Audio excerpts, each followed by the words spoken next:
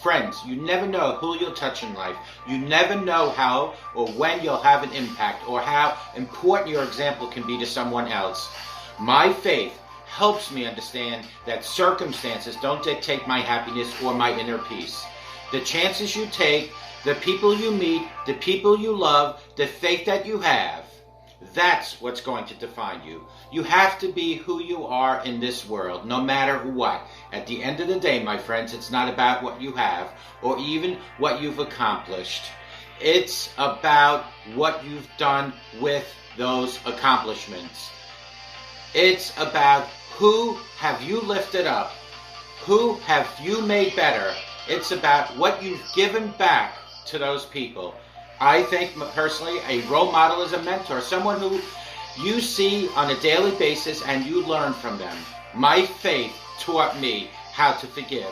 Faith taught me when people present themselves in a certain way, there's probably some backstory or issue or reason for the way that they are acting. It's not you, my friends. It's them. And a lot of times, it's about something that's completely out of their control. Put God first. I've been protected. I've been directed. I've been corrected. I've kept God in my life, and it's kept me humble. I didn't always stick with him, but he always stuck with me. Don't be afraid to think outside the box. Don't be afraid to fail big, to dream big. But remember, dreams without goals are just dreams, and they ultimately fuel disappointment.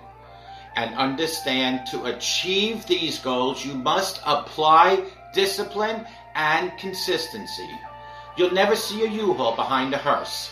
It's not how much you have in life. It's about what you do with what you have. That's where the success is in helping others. Say thank you in advance for what's already yours.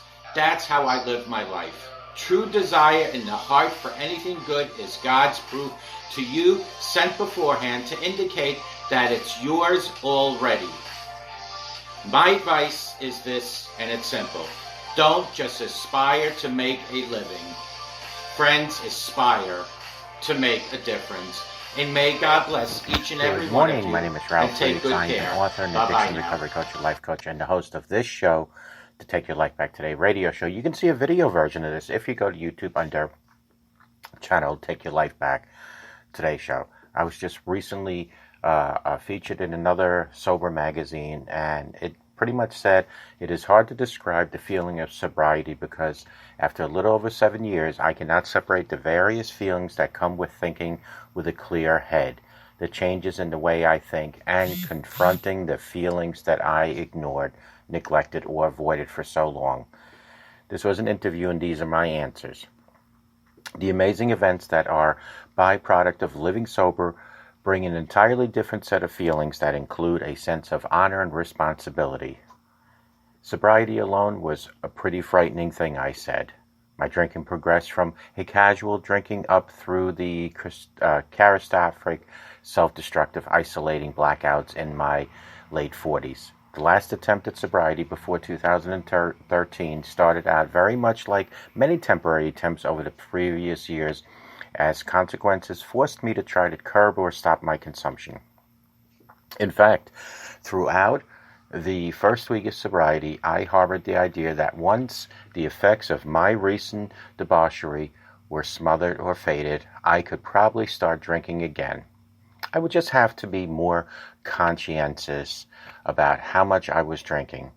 Somehow, I could not put that thought into my perspective of the many failed resolutions and plans of the past. You see, friends, something miraculous happened the next week.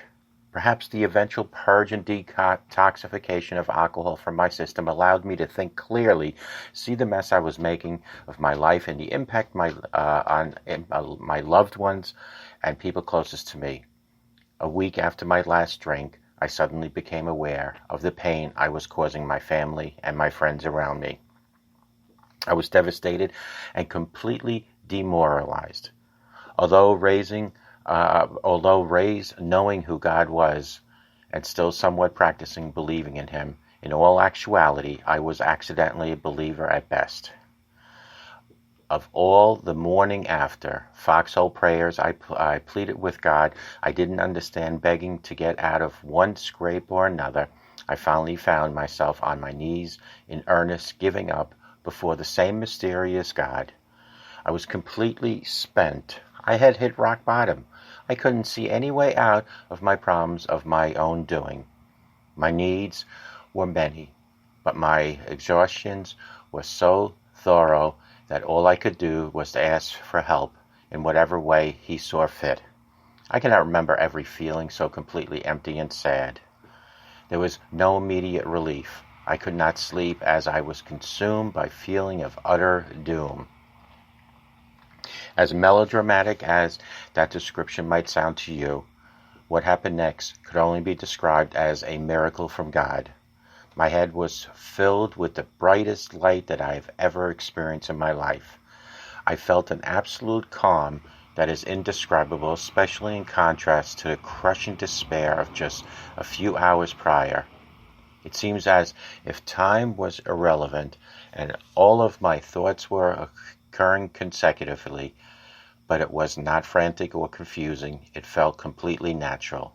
I suddenly had insight to what course of action that I needed to take, all my most pressing problems, to get them solved with a sense of acceptance to whatever the outcome, as long as I took the action and I took it through God. I am convinced that calm was God's grace given to me by him. The obsession to drink was lifted from me. The grace allowed me to look at myself with dignity starting that day. I had tried in the past and liked the principles behind the program, but I wasn't ready to stop drinking. Sobriety today is so much more than not drinking. It truly is being engaged in the lives around me. It gives me freedom and courage to question my own thoughts and beliefs. It also allows me to be responsible and of service to my family and fellow man. I suppose the best way for me to answer the original question is that sobriety, with all of its ramifications, gives me the peace through God. Now, as a minister, a 5-time author, a certified addiction recovery coach, and a life coach, and the host of this particular show, a daily podcast and YouTube channel, God has showed me my calling in helping others, which I do each and every day. Call me at 844-405-HELP. Together, you and I, we can help each other take our lives back. Be good to yourselves and always be good to each other. And remember, a simple smile to a stranger can change that stranger's day in their life. It can make a difference in your life as well. This was my journey. These were my answers to questions asked by a Sober magazine online. And I hope that you learned something from it. Take good care, and we'll talk to you tomorrow. And may God bless each and every one of you. And have a great day. Bye-bye now. Bye-bye.